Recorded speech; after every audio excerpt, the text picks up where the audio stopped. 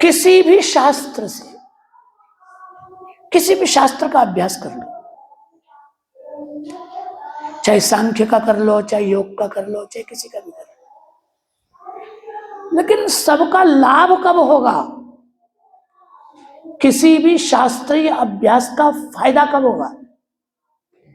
तो कहते अंते नारायण स्मृति।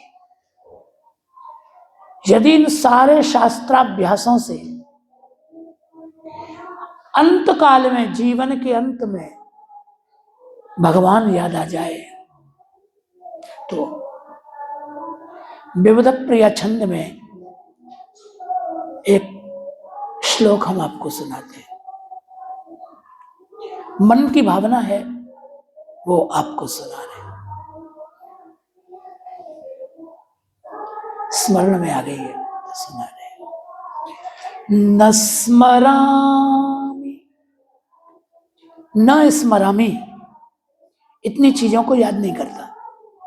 न स्मरामि तनुम धनम स्वजनम सुतम न सुताम स्त्रियम नो पदम प्रियमुन्नतम न च विप्रियम न सुखम श्रियम। कुछ याद नहीं कर, तो फिर क्या इच्छा है, क्या चाहते हो? तो कामना करता हूं, चाहता हूं।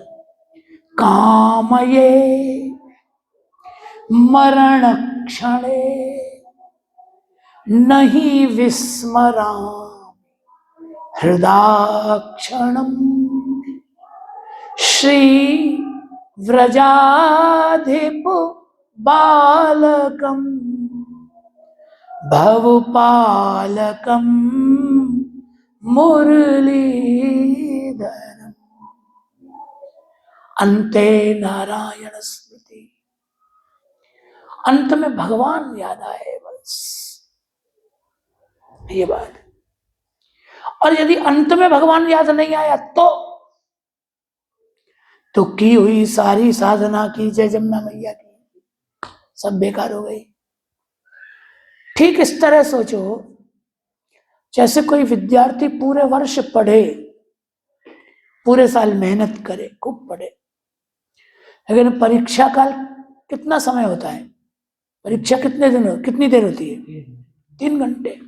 अब यदि परीक्षा के 3 घंटे बिगड़ गए किसी कारण, बुखार आ गया, पेन खराब हो गया, या जो प्रश्न आए वो आते नहीं, 3 घंटे बिगड़ गए तो पूरा वर्ष गया घंटे में। फिर पूरा दोबारा प्राणायाम करना पड़ेगा। तो पूरे वर्ष पढ़ो, लेकिन परीक्षा का काल बिगड़ जाए, उस समय याद ना आवे शास्त्र, तो साल भर गया ना। ऐसे ही उससे भी ज्यादा कठिन बात है, जीवन भर भजन किया, चाहे सांख्य के द्वारा, चाहे योग के द्वारा, चाहे किसी भी द्वारा, पर अंत में यदि भगवान की स्मृति नहीं आई तो जन्म लेने का कोई लाभ नहीं हुआ। जन्म लेने का लाभ क्या है? पूरे जन्म भर सांख्य और योग साधने का लाभ क्या है? तो कहते अंते नारायण स्मृति, अंत में भगवान याद आ जाए, बस।